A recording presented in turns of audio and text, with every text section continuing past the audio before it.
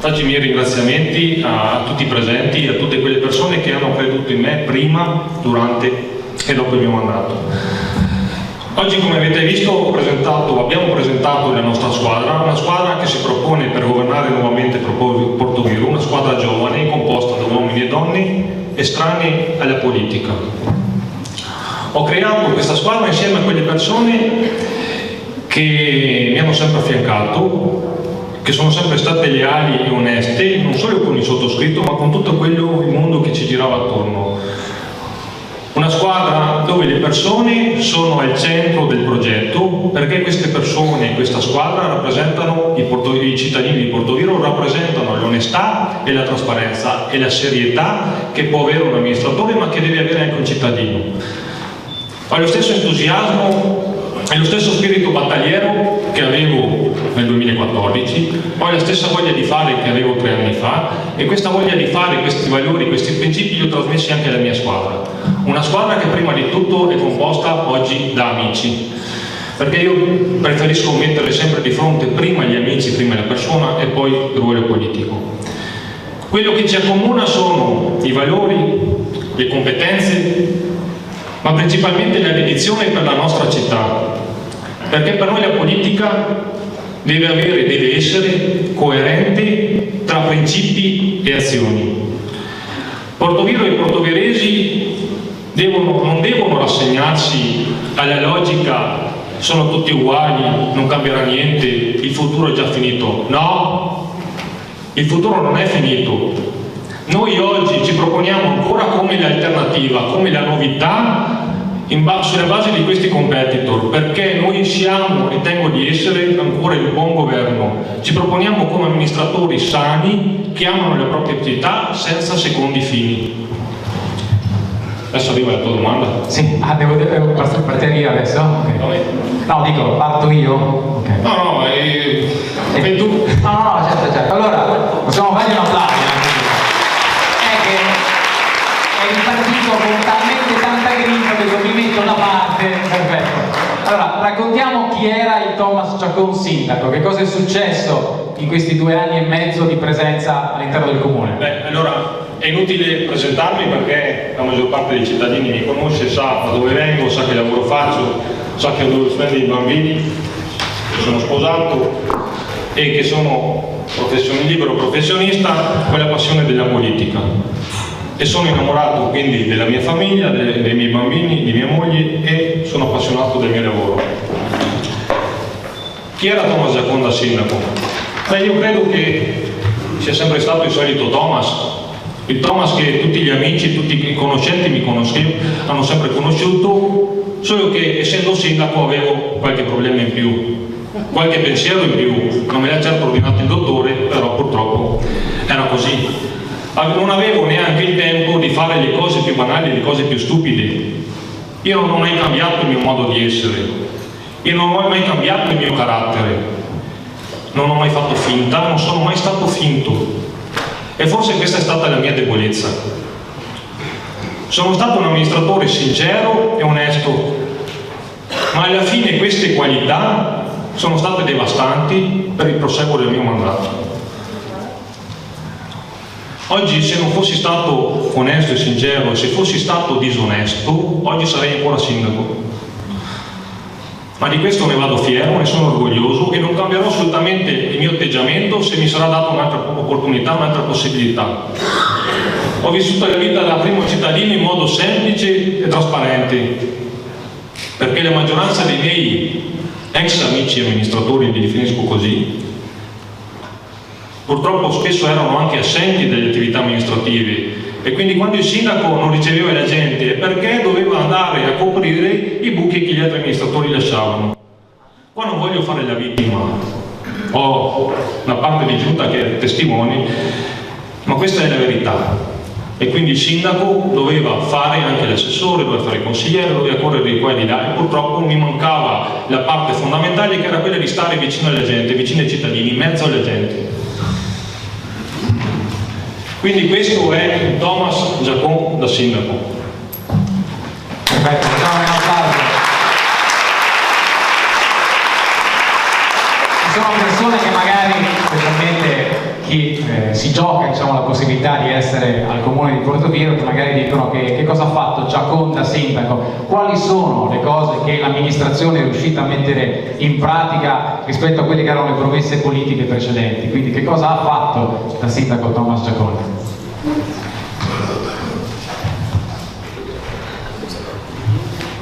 Allora, se oggi la politica non è più credibile è perché i politici non sono più credibili, ma soprattutto chi fa politica non per passione ma per altri obiettivi. Io credo che siamo attorniati da falsi profeti, definiteli come volete, che cercano consenso con l'attuazione di una politica fatta di allarmismo e di bugie. La prima riflessione che mi viene in mente è: per quanto tempo ha amministrato Thomas Giacon sindaco?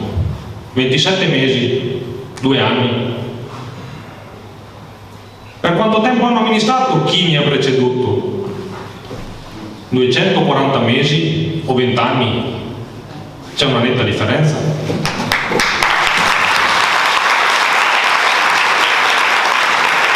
20 anni fa la vita era indiscutibilmente migliore, il 90% delle persone avevano certezze e stabilità economica. Portoviro era forte della fusione tra Contarini e Donada e il governo garantiva un'entrata annuale certa pari a 1 miliardo di vecchie lire per 10 anni. È paragonabile, faccio te la domanda Franco, il mio mandato da sindaco di 27 mesi con il mandato da sindaco degli altri che oggi sono miei competitor per 240 mesi? Personalmente do io la risposta, io credo proprio di no.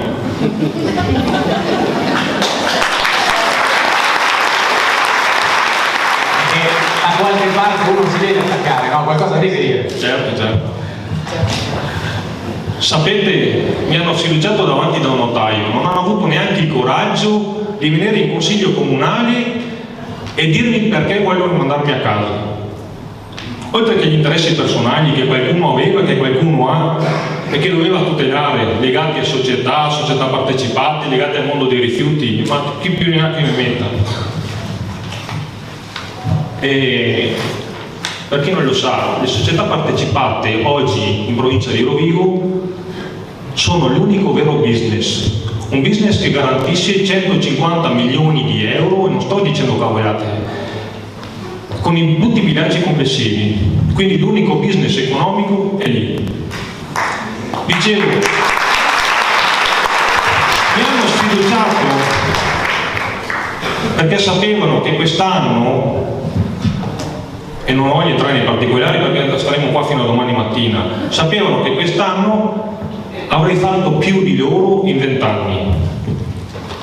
Sapete cosa ho scoperto quando sono diventato sindaco il 27 maggio del 2014? Quando mi sono seduto la prima volta sulla sedia da sindaco e quando si ha la possibilità di aprire i cassetti, sollevare i coperchi delle pentole, come si dice in gergo, che il comune di Portoviro aveva a quel tempo un disavanzo di 700.000 euro causato dal credito che il comune vanta nei confronti di Polesine Acque, che il comune di Portoviro deve ancora pagare, doveva e deve ancora pagare, perché non c'erano i soldi, l'esproprio della strada della Bretella Stradonazzi, la strada che porta a Catena Valle Gentin dove c'è la rotatoria, con più di 100.000 euro, che il comune di Portoviro ha con la società che gestisce la piscina un credito di oltre 600.000 euro, credito che arriva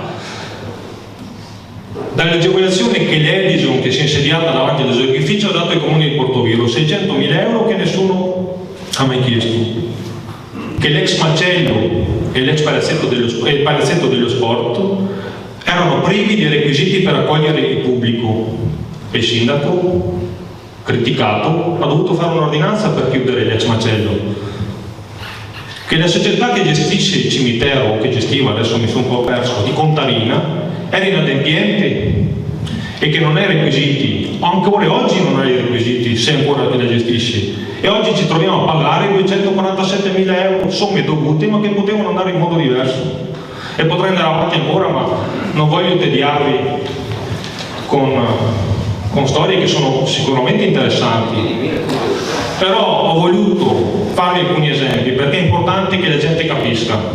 E qua la colpa è mia perché non ho avuto il tempo di confrontarmi con la gente, di andare in mezzo alla gente. Ritorno al discorso che facevo inizialmente.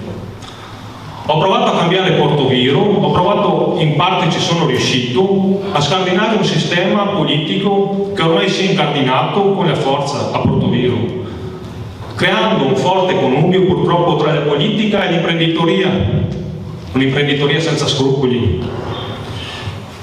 Ho coraggiosamente fatto quello che altri sindaci non hanno fatto in 20 anni. Per esempio, su tutti, ne vado fiero, orgoglioso, richiedere ad Adriatic LNG il pagamento dell'ICI 2010.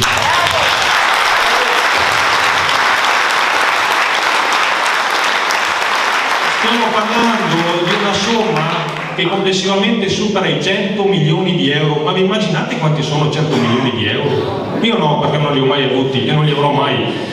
100 milioni di euro. Quest'anno il commissario, per fortuna, mi ha dato ragione, per fortuna, era indiscutibile che mi desse ragione, perché comunque abbiamo messo a bilancio 3 milioni 600, esattamente 3 milioni 642 mila euro, solo la quota parte legata al comune con gli interessi. Poi cosa ho fatto? Ho riqualificato Porto Levante, investendo 650 mila euro, ho ristrutturato il palazzo delle associazioni, ho ristrutturato la sala Eracle, ho rifatto il ponte Botta Vecchia di Cacappello, ho messo in sicurezza, come dicevo prima, gli edifici pubblici, le scuole, le sedi municipali, l'ex macello e il palazzetto, ho rifatto i giardini, non tutti ma quasi, ho sistemato piazza Marconi e ho sistemato piazza Garibaldi, ho efficientato la pubblica illuminazione, abbiamo fatto un investimento anche lì grazie alla società di 350 mila euro, ho dato luce letteralmente a nuove vie. Malgrado le difficoltà ho anche asfaltato qualche strada, via Navi Romane, via Sette Mari, Bagatella. Abbiamo realizzato delle piste ciclabili, riqualificato la parte sinistra del collettore Padano, altri 500.000 euro, ultimato il club house presso la piscina, installato le dog toilet, quello che diceva Mauro prima, estinto 500.000 euro di mutui, perché se non lo sapete, Portoviro oggi ha accesi, io ne ho uno e mi basta, io ho un mutuo, Portoviro ha 110 mutui, 110 mutui che fanno insieme una rata annuale di circa 1,5 milioni di euro, mutui accesi tra il 1999 e il 2009, poi non li hanno più accesi, non perché non volessero, ma perché non si poteva più, perché si era superato il limite consentito dalla legge.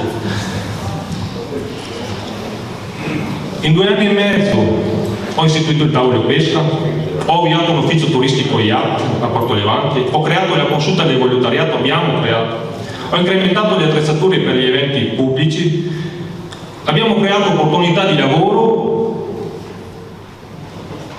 tramite i voucher che oggi non ci sono più e abbiamo coinvolto, e anche questo è un punto di cui io vado fiero, oltre 50 ditte per affidamenti di lavori pubblici sotto la soglia dei 40.000 euro, affidamenti che il Comune può dare direttamente, solo e esclusivamente a ditte di Portoviro. Nonostante i tagli, che sono stati tanti, abbiamo mantenuto i servizi, ridotto le tariffe della mensa scolastica, creato flessibilità tariffarie per lo scuolabus, regolamentato l'accesso dell'anino nido, dimezzato le tariffe di palestre e delle sale pubbliche. Potevo fare di più in 27 mesi? Probabilmente sì. Ho fatto eliminare l'uso dei telefonini, anche se sembra una stupidata, agli amministratori pubblici, e non abbiamo fatto viaggi all'estero perché non avevamo il tempo di fare viaggi all'estero.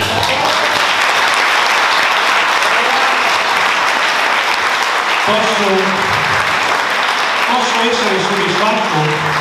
No, non sono soddisfatto, perché sicuramente certe cose sono riuscite male, sicuramente certe cose si potevano fare meglio, sicuramente certe cose dovevano essere fatte meglio. Volevo avere la possibilità di stare più vicino ai cittadini, riceverli più spesso, incontrare i cittadini, partecipare agli eventi. Volevo anche, in parte ci sono riuscito, ridurre i tempi di realizzazione delle opere e ridurre i tempi di pagamento delle opere, perché sono fondamentali al giorno d'oggi. Grazie, facciamo un applauso. Credo che l'elenco delle cose fatte durante l'amministrazione di Thomas sia veramente lungo. A volte veramente bisognerebbe fare una pagina adesso spiegare alle persone quello che fa l'amministrazione, perché dà l'esatta idea del lavoro che fa l'amministrazione. Io non sono candidato, lo dico, però credo che meriti veramente un applauso Thomas per quello che ha fatto durante la sua permanenza. Possiamo parlare degli avversari? Come no? Ok, prego. Allora io, come mia abitudine, a volte non ho esagerato, però vorrei dare solo un giudizio politico. Però oggi, visto anche i recenti fatti, probabilmente non riuscirò a trattenermi, quindi vi anticipo.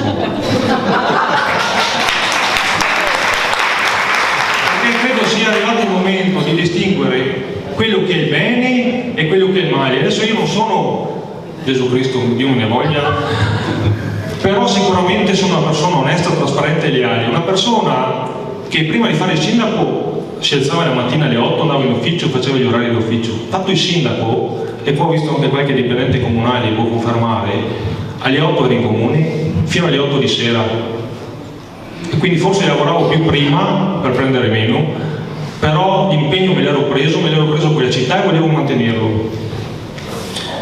Quindi ci sono 3 candidati che posso definire rivali, non me ne voglia Antonino Tumiatti, che è una bravissima persona che ho conosciuto quando facevo minoranza, però secondo me solo 2 evidenziano dei dati inconfutabili. Sono gli stessi amministratori che hanno governato Portoviejo per 20 anni. Forse quando io dovevo ancora nascere qualcuno di questi già faceva politica. Credetemi, in 20 anni, forse anche quando governavo io, abbiamo perso tante occasioni, tante opportunità. Non ci sono scusanti, però in 20 anni se abbiamo perso le opportunità, perché era tutto molto più semplice, era più semplice da fare le cose, da realizzare, la situazione economica generale lo permetteva. Oggi no, oggi bisogna inventarsi per fare l'amministratore, bisogna inventarsi andare a prendere i soldi, perché i soldi non ce ne sono, però nel 2017 ci sono i soldi, perché abbiamo fatto un lavoro certosino, abbiamo tirato la cinghia come funziona in una buona famiglia, e quando si tira la cinghia qualcosa di buono poi viene fuori. Oggi ci sono 2 candidati che sono nuovamente divisi, ma questo non significa che sono diversi, perché le loro responsabilità sono le stesse, i loro mancati obiettivi sono gli stessi, e io insieme ad altri nel 2014 li ho combattuti, passatemi il termine. Oggi invece qualcuno si è casato, ma sapete perché si sono casati? Non faccio critiche, perché io per costruire la squadra ho iniziato da ottobre e ho contattato più di 100 persone e ho trovato 16 candidati splendidi. Gli altri per riuscire a fare la squadra hanno dovuto mettersi insieme.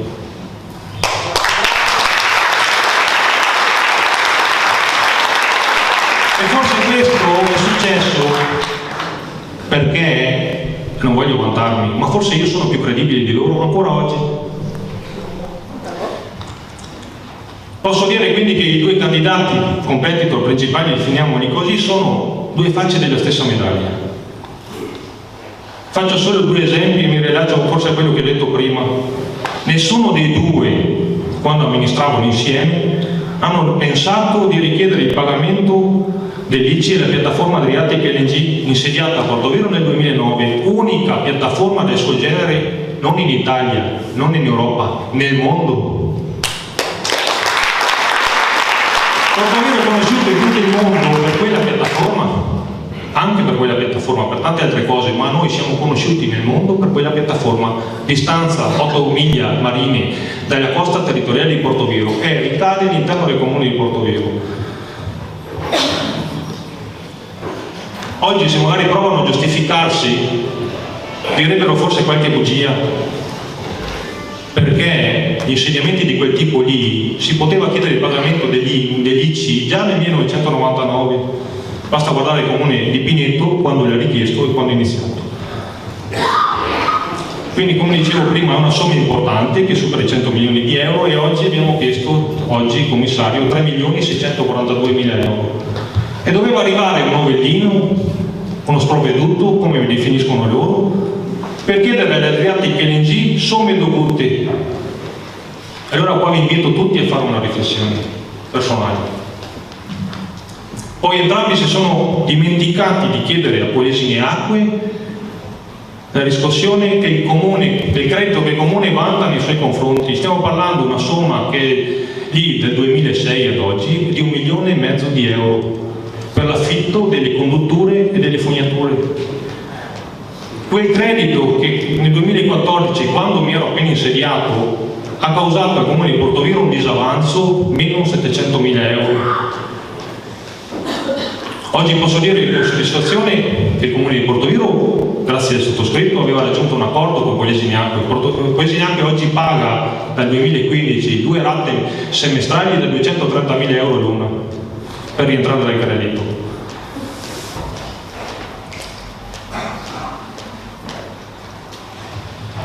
La gente credo che sia stufa della politica, delle chiacchiere, è stanca di essere presa in giro. Oggi la gente vuole le persone che amministrano, perché prima devono pensare al bene comune e non devono pensare a se stessi o agli interessi personali. Quindi è arrivato il momento di essere concreti, è arrivato il momento che chi amministra non deve avere scheletri nell'armadio, perché le cose oggi devono essere fatte con coraggio.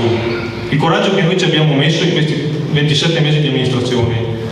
Io ho concretizzato andando contro il sistema.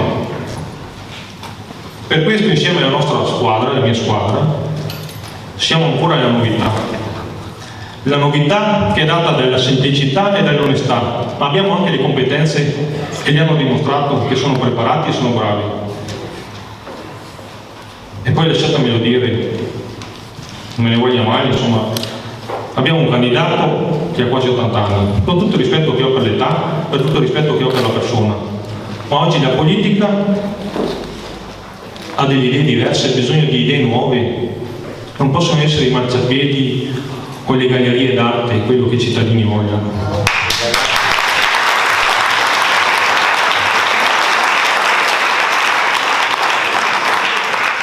L'altra rivale non è autonoma, è telecomandata. Il capo della sua lista ha un nome e un cognome, si chiama Alessandro Duò.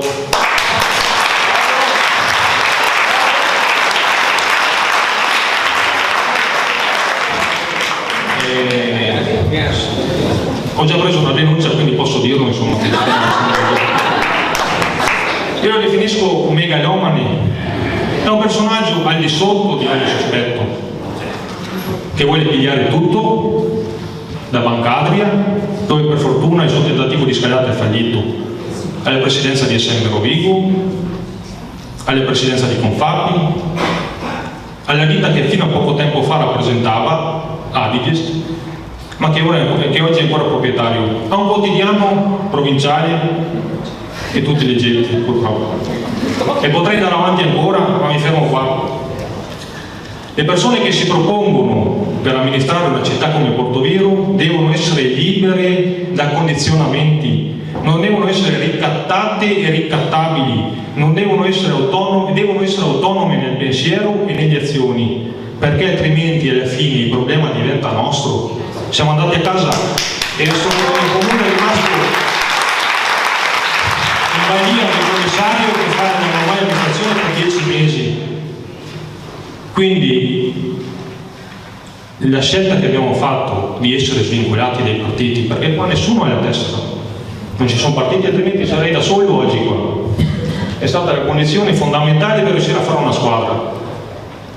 I partiti purtroppo dettano delle leggi, dettano dei dita, e io non sono stato sotto i dita, sotto i ricatti. Ho fatto la mia strada, ho deciso di andare avanti così, mi hanno sfiduciato e è successo quello che è successo, però posso girare a testa alta da Portoviro perché nessuno può tirarmi per la giacca, perché nessuno può dirmi che ho amministrato, forse ho amministrato male, bene non per tutti sicuramente, ma sicuramente sono stato onesto e trasparente e ho gestito il comune di Portoviro come fosse casa mia.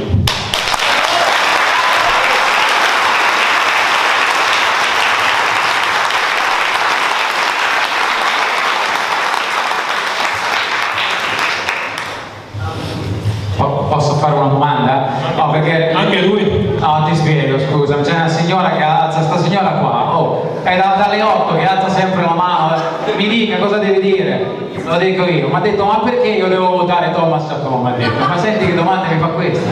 Io riporto, Sì, sì. È una domanda era questa? Sì, è una domanda, certo.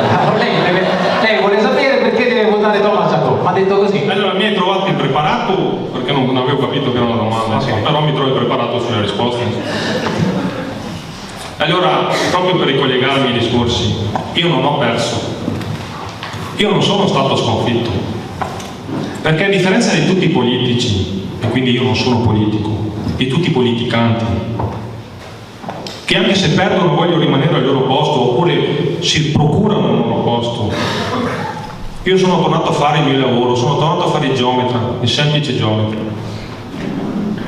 E proprio perché gli stimoli che dicevo prima mi sono rimboccato le maniche, anche se lo faccio per abitudini, e sono ripartito con una nuova squadra, sana, pulita e trasparente. Chi vorrà riporre fiducia in me, chi voterà Thomas Chacon, sa che voterà una persona che non ha accettato diktat, non ha accettato ricatti, non ha accettato nessun tipo di compromesso. Perché ve ne racconto un'altra, visto che la memoria poi mi torna. Perché il giorno prima di mandarmi a casa, gli stessi personaggi, alcuni della mia giunta, ma anche personaggi delle altre squadre, sono venuti a chiedermi: ma se tu rifai un impasto in giunta e quindi c'è di 3 assessori, tu rimani sindaco. E sapete cosa ho risposto? E qua ne ho una, 2 che erano in giunta. Gli ho detto: mandatemi a casa domani, non accetto compromessi.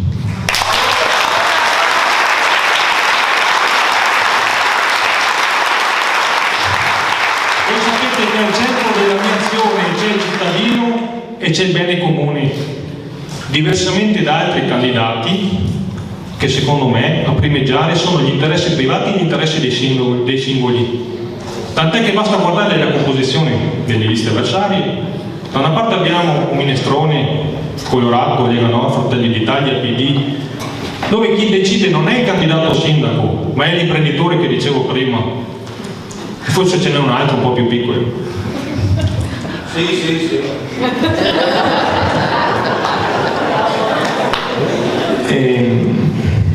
Che opera poi questi imprenditori principalmente nelle partecipate, nel settore rifiuti, verde pubblico, appalti pubblici. Dall'altra parte abbiamo invece un candidato sindaco quasi 80enne, dove ha fatto una minestrina riscaldata, dove si trovano Forza Italia, PD, appoggiati da un consigliere regionale, da un onorevole, da un senatore, UDC, non so se si chiama ancora così. Ma la cosa strana è che nell'altro candidato c'è anche un dipendente dell'Adriatic LNG, una società che spesso, anzi ha sempre ribadito la sua estraneità alla politica. E quindi questo fa un po' riflettere, insomma. Queste 2 compagini, secondo me, si sono messe insieme, si sono create perché hanno la smania di raggiungere il potere a qualsiasi costo, a qualsiasi compromesso, senza ideali, senza valori, quegli ideali, quei valori che noi abbiamo. Nessuno è riuscito e riuscirà a costringermi, anche in futuro, a rinunciare ai miei ideali. Valori che mi sono stati trasmessi dai miei genitori, dai miei nonni e che io sto trasmettendo ai miei figli. I miei ideali li definisco ormai uno stile di vita, perché io penso che i miei figli devono sapere che il loro padre può perdere, come tutte le persone normali, ma che il loro padre non si arrende, perché la sconfitta fa parte della vita, ma arrendersi no.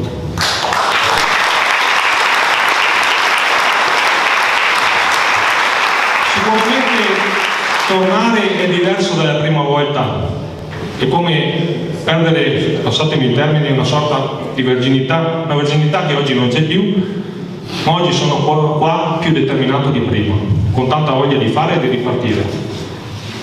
E partendo proprio dalle generazioni precedenti, noi siamo in debito con loro, perché oggi io non riesco a dare ai miei figli quello che i miei genitori hanno dato a me. E quindi da qua voglio ripartire, perché Questo è l'obiettivo. Nelle nostre proposte il benessere delle persone è al centro del nostro progetto. Il nostro è un progetto sulle persone e la composizione della mia squadra lo dimostra, senza nessun partito e senza tessere di partito, liberi da condizionamenti. Vogliamo un ruolo attivo degli anziani che insieme ai giovani siano protagonisti del rilancio di Portovigo. Noi siamo un gruppo giovane, a parte qualcuno insomma, ma però non siamo giovanilisti, conosciamo e rispettiamo i valori dell'esperienza e ci riteniamo un'alternativa seria e concreta. E quindi mi rivolgo proprio alle persone che si conoscono nei miei valori. Abbiamo attraversato sicuramente tutti i momenti difficili, abbiamo saputo però risollevarci, la Brenda ne è un esempio. Ora vedete che la crisi è sempre uguale, ci fa preoccupare per il futuro nostro e il futuro dei nostri figli. Quindi ricordatevi che chi non ha saputo riparare il tetto quando c'era il sole, non è mia questa battuta, però mi è piaciuta, non riuscirà a farlo neanche quando piove. Per questo vi chiedo ancora la vostra fiducia, perché Portovigo possa dare un futuro a tutti noi, possa dare un futuro ai nostri giovani, un futuro a noi stessi.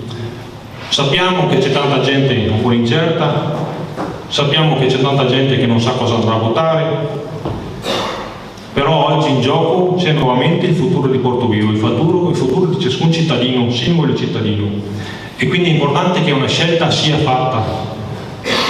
Possiamo capire la disaffezione, perché i cittadini sono delusi da una certa politica, da un certo modo di amministrare, ma per questo noi vogliamo proporre una politica onesta, sana, una politica che ridia speranza.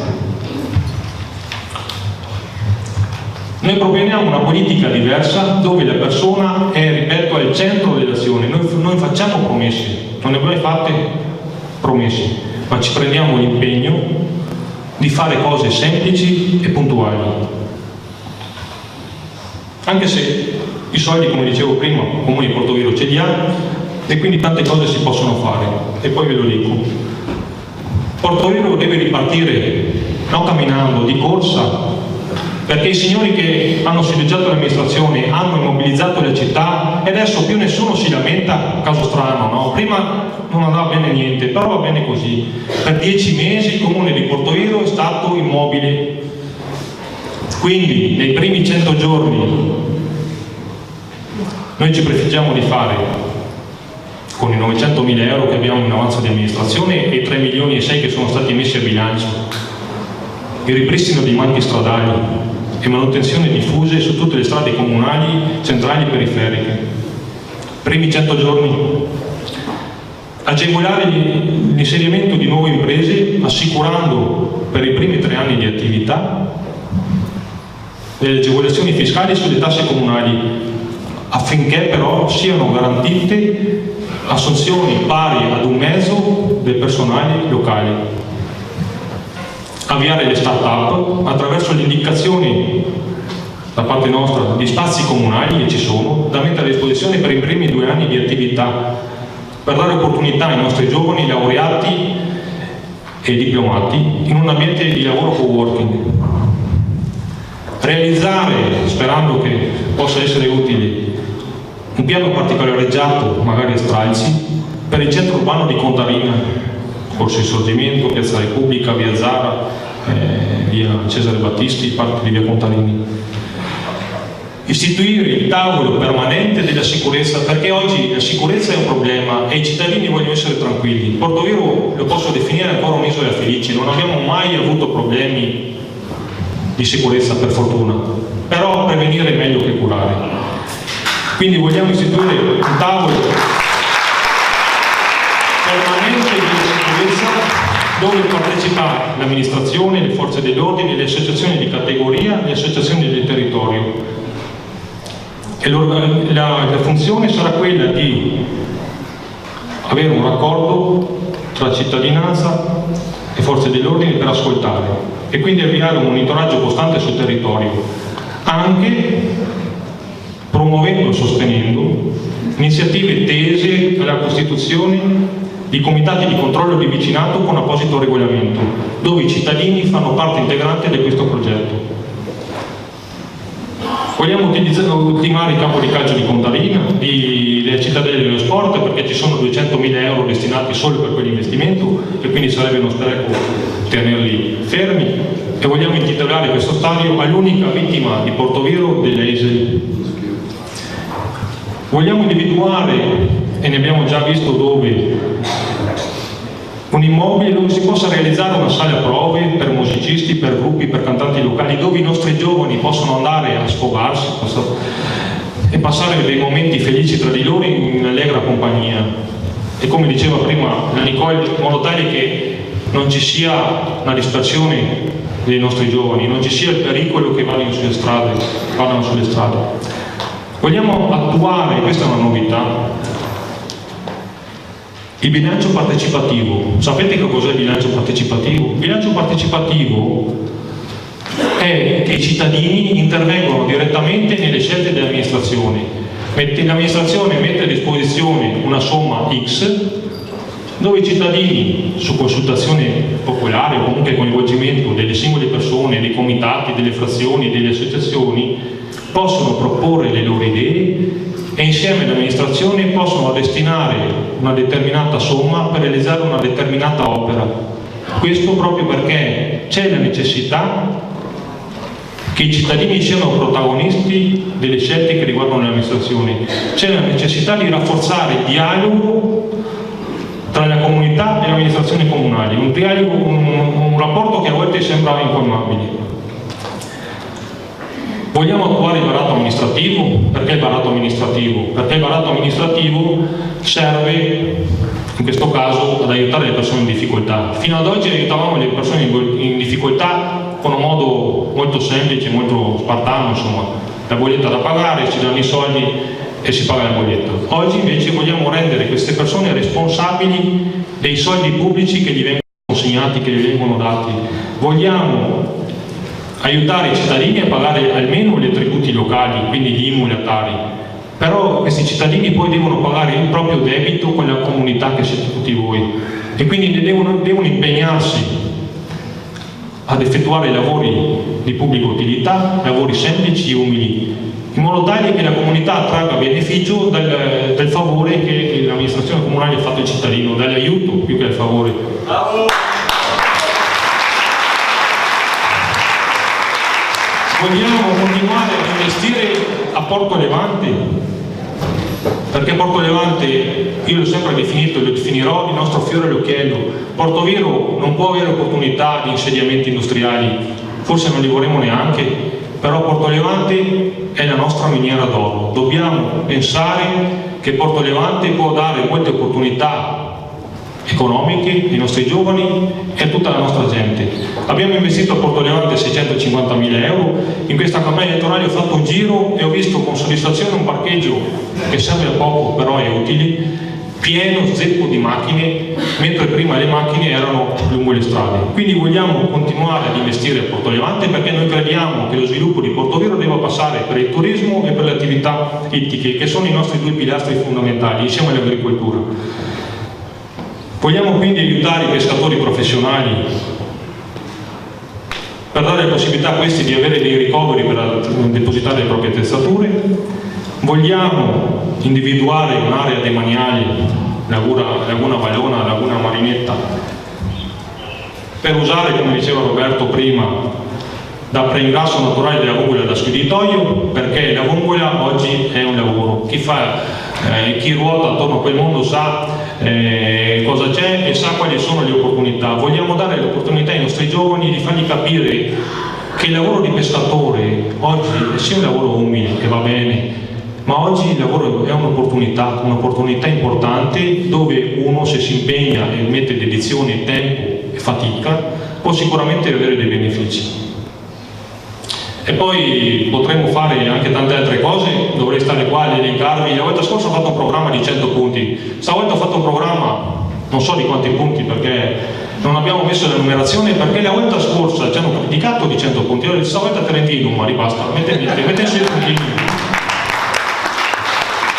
però vogliamo andare incontro anche alle esigenze dei residenti, per esempio di Borgo Mimose, Via Negrelli, dove c'è lo scoglio Cavana che è un disastro e quindi vogliamo intervenire. Avevamo già degli accordi con il consorzio di bonifica e vogliamo fare quindi tante altre cose. Vogliamo far sì che Portoviro diventi invidiabile. Portoviro è e deve rimanere, ma lo deve essere di più, il cuore del Delta. Portoviro è il nostro orgoglio perché siamo portovirosi, chi poi è donadese, chi è contarinante, però perché il campanile esiste ancora, però Portoviro è la città più importante che c'è nella provincia di Rovigo. E Portoviro, ricordatevi che il sindaco di Portoviro, proprio adesso facciamo un ritorno, è stato mandato a casa anche perché Portoviro è sempre stato determinante e lo è tutt'oggi su tutti gli equilibri provinciali. Quindi quando si andava a votare, quando Portoviro alzava la mano, era fondamentale il voto di Portoviro, sia in positivo che in negativo. Non essendoci più Portoviro che va ad alzare la mano, qualcuno sguazza e fa quello che vuole. Quindi questo è un altro motivo per cui siamo andati a casa. Questi sono solo 10-11 punti di un programma sicuramente importante e fondamentale che abbiamo strillato. E ho voluto evidenziarli insieme a voi perché per farvi capire la nostra buona volontà, ma per farvi capire soprattutto che, come dicevo prima, noi non facciamo promesse irrealizzabili. Noi ci impegniamo a fare per prima cosa questi punti nei primi 100 giorni, se ci riesce facciamo qualcosa in più, perché sono subito attuabili, perché i soldi ci sono, qualcosa si fa anche senza soldi, perché tutti sono bravi ad amministrare con i soldi, ma i bravi veri si vedono quando i soldi non ci sono. Perché oggi c'è bisogno di far ripartire Portoviro e quindi ripartire Portoviro, io voglio farla ripartire insieme a voi, perché Portoviro sei tu, Portoviro siete voi.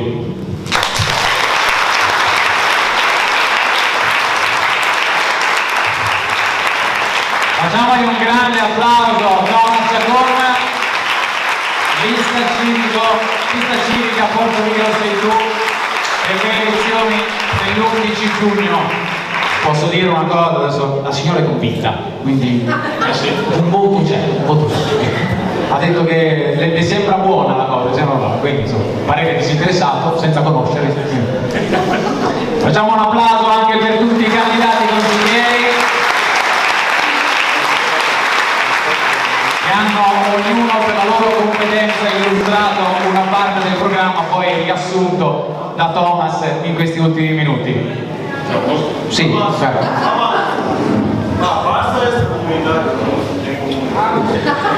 No, allora, visto che ha tirato fuori questo argomento, adesso vi do una spiegazione, perché poi se mi tirate in lingua vi parlo. Allora, Portoviro ha esattamente, se non sbaglio, adesso forse i numeri sono cambiati, 80 extracomunitari, 70 all'hotel, qua invece in Via Zara, e 10 a Villareggio. Personalmente ritengo che non abbiano mai dato fastidio a nessuno, al di là del 2014 che hanno fatto qualche protesta, che si coricavano sui marciapiedi, non so se vi ricordate, insomma hanno bloccato il semaforo di Via Cesare Battisti, hanno fatto una protesta dietro il municipio. Però sappiate che l'amministrazione comunale su questi arrivi non è informata. Noi siamo informati grazie alla collaborazione forte che c'è con il comando dei carabinieri, quindi il comandante puntualmente quando c'è un arrivo avvisa il sindaco o chi per esso, però l'amministrazione comunale è fuori da queste logiche e da queste informazioni. L'unica cosa che noi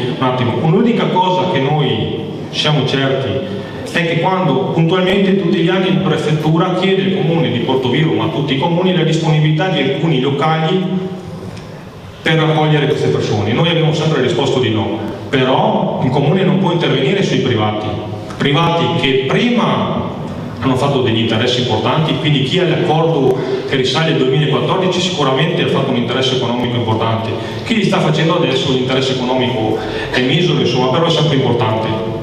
Quindi ricordatevi che il comune di Portoviro su queste cose, su questi temi può intervenire nei momenti in cui c'è qualche problema, però è estraneo come tutti gli altri comuni del resto. E avete visto le proteste che ci sono state tra Cavanella, quindi Adria e Loreo. Il comune è estraneo, noi veniamo avvisati successivamente per l'arrivo di queste persone che arrivano solitamente tra mezzanotte e le 4 di mattina.